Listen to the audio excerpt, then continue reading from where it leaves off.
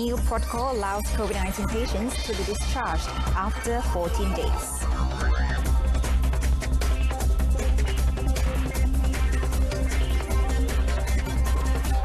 Standard operating procedure on foreign worker quarters established.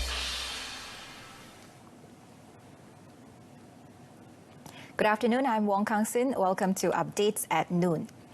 The Health Ministry MOH is constantly monitoring COVID-19 patients receiving treatment using the anti-malaria drug hydroxychloroquine to detect for any possible side effects. Health Director General Dr. Noor Hisham Abdullah said Malaysia is still cautiously administering the drug to treat patients.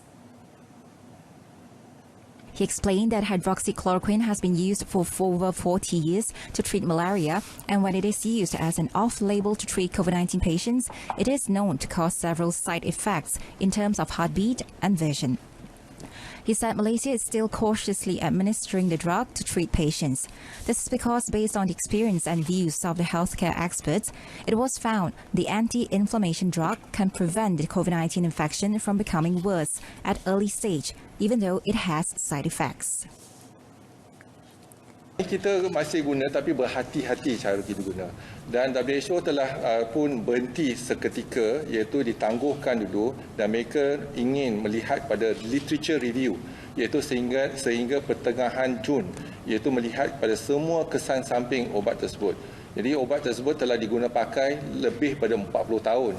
Jadi kena kita lihat apakah kesan samping yang sedia ada dan bagaimana kita dapat elakkan kesan samping dan berapa lama kita perlu menggunakan ubat tersebut dan juga dosage ataupun dos yang tinggi ataupun rendah. Jadi mereka tengah melihat kepada saringan dan juga melihat kepada literature review sebelum mereka akan maklum pada kita pada pertengahan Jun. WHO said on Monday it had temporarily suspended clinical trials of hydroxychloroquine as a potential treatment for COVID-19, which was carried out across the globe as a precautionary measure. Meanwhile, Dr. Noor Hisham said all COVID-19 patients in the country will be discharged even if they still test positive after 14 days of hospital treatment. He noted this was based on the latest information issued by the World Health Organization, WHO, and researches conducted by South Korea and Taiwan, which showed that the level of infectivity of a COVID-19 patient was almost zero after 14 days. Ini yang tindakan yang baru ataupun maklumat yang terbaru yang kita dapati dan juga akan mengubah protokol kita menguruskan pesakit-pesakit yang positif. Jadi kita akan maklumkan kepada semua pakar-pakar kita di hospital iaitu protokol yang baru yang kita akan laksanakan iaitu kita akan merawat kes yang positif untuk tempoh 14 hari saja. Dr. Noor Hisham said this when asked about national hammer thrower Jackie Wong, who is still warded for 70 days after being confirmed to be COVID-19 positive. Previously, COVID-19 patients in the country would be treated in hospitals for more than 2 weeks. The government has established the Standard Operating Procedure SOP for foreign worker quarters and rumah kongsi in the country as measure to curb the spread of COVID-19 infection. Senior Minister Datuk Seri Ismail Sabri Yaakob during his daily press briefing said both premises have the SOP set up by the Human Resources Ministry. He said foreign worker quarters were placed under the supervision of the Construction Industry Development Board, CIDB, while rumah kongsi was under the supervision of the Human Resources Ministry. Kedua-dua tempat ini mempunyai SOP yang telah pun ditetapkan oleh kementerian yang berkaitan lah. Ada SOP dia. Ya, misalnya dari segi rumah kongsi, tidak boleh berkumpul untuk makan dan sebagainya ada dia punya SOP dia. Cuma kerajaan akan membuat pindaan kepada akta. Akta yang dipanggil Akta Standard Minimum Perumahan, Kemudahan dan Kemudahan Pekerja.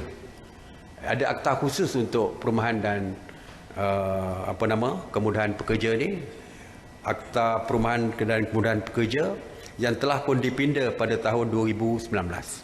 Cuma masih belum laksanakan, dan saya percaya akta ini very detail mengenai perumahan-perumahan untuk pekerja ini dari segi keluasan lantai misalnya untuk perumahan tersebut dan berapa ratio dari segi jumlah pekerja yang boleh tinggal berdasarkan keluasan lantai rumah perumahan yang mereka ada. In a related development, the Human Resources Ministry is expected to provide further details on the issue of foreign worker quarters and rumah kongsi in the country today. Dr. Sri Ismail Sabri said quarters and rumah kongsi for foreign workers are encompassed under the Workers' Minimum Standards of Housing and Amenities Amendment Act 2019. The senior minister added that detailed information on both premises would be announced today.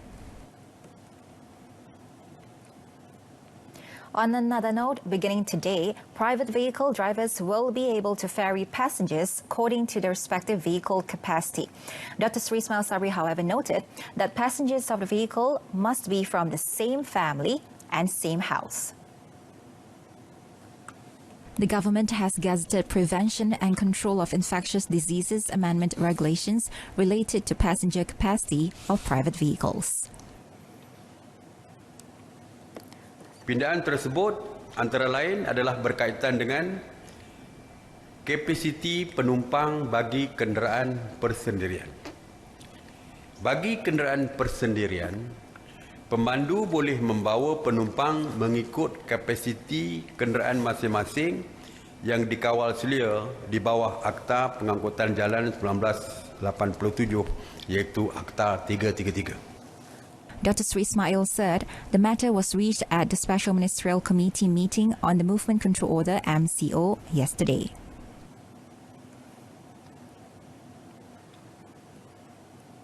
A civil servant's attempt to return to Putrajaya on Monday was halted by the police for allegedly manipulating the date on his letter of approval for interstate travel.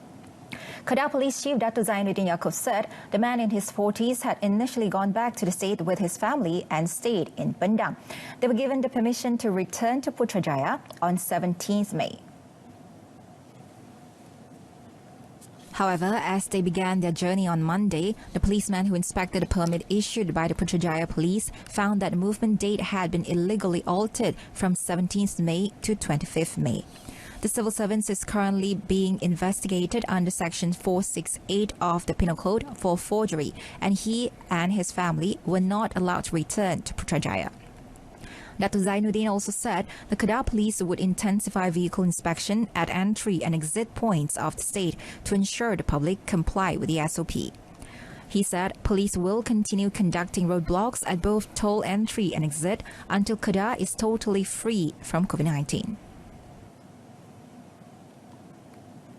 The Chief of Defence Forces, Tan Sri Afendi Buang, yesterday conducted checks on routine patrols by KD Jebat personnel through Ops Benteng, which now monitors the waters in the Exclusive Economic Zone EEZ around the Straits of Malacca. Malaysian Armed Forces MAF in a statement said Tan Sri Afendi also conveyed his moral support and personal thanks to KD Jebat personnel for their commitment shown throughout the operation. The statement said the operation was activated under National Task Force NTF with MAF by being given the mandate to coordinate national border control operations with other enforcement and security agencies. The agencies include the Royal Malaysian Police, Malaysian Maritime Enforcement Agency, Health Ministry, Civil Defence Force, Immigration Department and Volunteer Corps Department. This integrated operation is to safeguard and tighten the country's borders to prevent illegal immigrants from entering and to curb cross-border criminal activities as well as contain the spread of COVID-19. The involvement and the strong cooperation of personnel and assets of all the agencies can tighten and assure healthcare authorities that no illegal infected immigrants can sneak into the country, which would lead to a new cluster. The main focus of the integrated operation was to detect and arrest sea and land skippers who play a vital role in arranging the entry and exit of illegal immigrants into the country. Selangor police have confirmed recording statements from 33 people in connection with a wedding ceremony alleged to have been held at a temple in Sri Kembangan on Monday. Selangor Criminal Investigation Department Chief Dato' Fadzil Ahmad said the statements were obtained from the temple chairman and individuals who attended the ceremony. Police have opened an investigation paper under Section 7, Subsection 1 of the Prevention and Control of Infectious Diseases Act, Measures Within the Infected Local Areas Regulations 2020.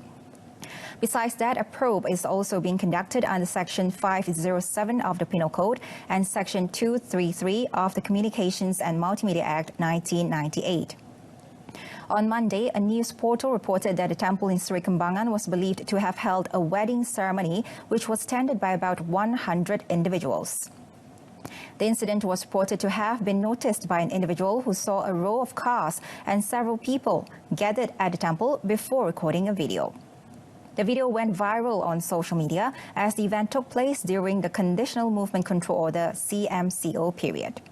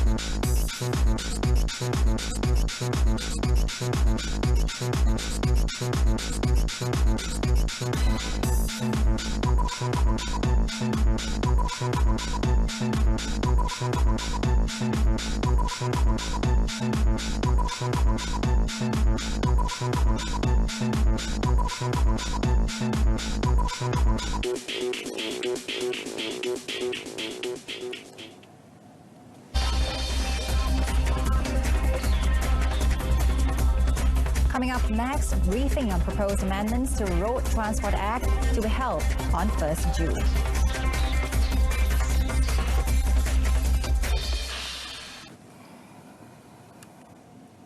Welcome back. A briefing session between the Transport Ministry Transport and the Road Transport Department JPJ will be held on 1st June to study and review all proposed amendments to the Road Transport Act 1987. Minister concerned Dato' Sri Dr. Wee Ka Siong in a Facebook posting said, among the proposed amendments were on offences related to driving under the influence of alcohol, drugs, or driving recklessly and causing injuries or death to other road users. The post also said the amendments must be finalized by mid-June, taking into account the public opinion through an ongoing survey before being tabled at the Cabinet meeting. The public can voice out their opinions beginning 21st May till 4th June through the online link which can be found on the Ministry's website. Lately, the country had witnessed several incidents involving drunk driving, the latest being the case of an allegedly drunk driver who drove a four-wheel drive into a business area, resulting in 5 people sustaining injuries. On 3rd May, a policeman on duty at a roadblock at Kajang Selatan Toll Plaza on Lebuh Raya Kajang Seremban Lekas died after being hit by a four-wheel drive driven by a drunk man.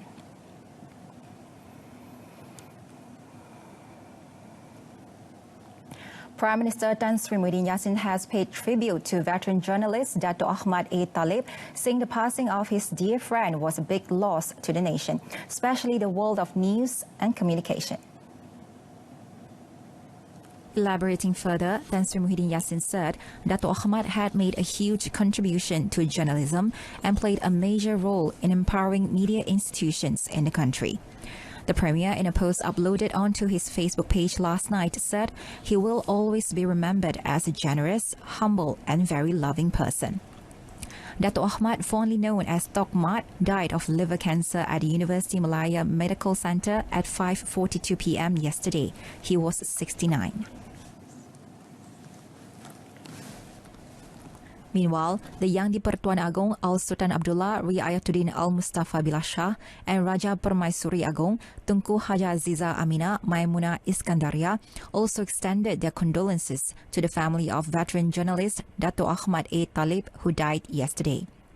Expressing the sadness over the passing of Dato' Ahmad, Their Majesties hoped that his family would be patient in their moment of grief and prayed that Dato' Ahmad's soul will be blessed by God and placed among the righteous. A posting on the official Istana Negara's Instagram page said, Dato' Ahmad's deeds, services and contributions to the country's journalism are highly appreciated and his death is a huge loss to the country. Dato' Ahmad's remains were laid to rest at the Raudatul Sakinah Muslim Cemetery in Kuala Lumpur.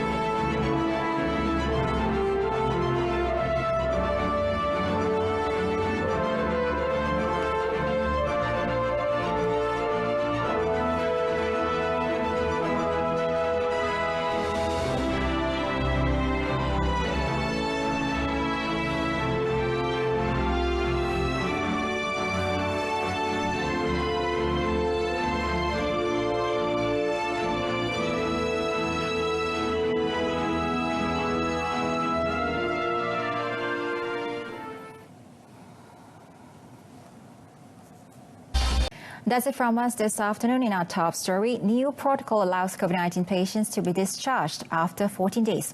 News on 2 comes on at 7 this evening. Till then, I'm Wong Kang Sin and thanks for watching.